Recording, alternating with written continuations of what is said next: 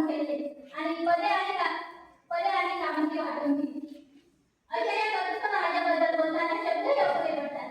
शब्दही अपुरे पडले अशी शुभाची किती, शब्दही अपुरे पडले अशी शुभाची किती. राजा शोभून तिथे जगती असे ते शिवछत्रपती असे ते शिवछत्रपती. हळीचे घ्यायचे असेल तर पक्षाचा बळ हवं, हळीचे घ्यायचे असेल तर पक्षाचा बळ हवं, जरीचे घ्यायचे असेल तर आकाश एवढं राजाच हवं. साम्राज्य निर्माण करायचं असेल तर श्रीमंताचं काळीज हवं. जे भारी जे ठेवायचं.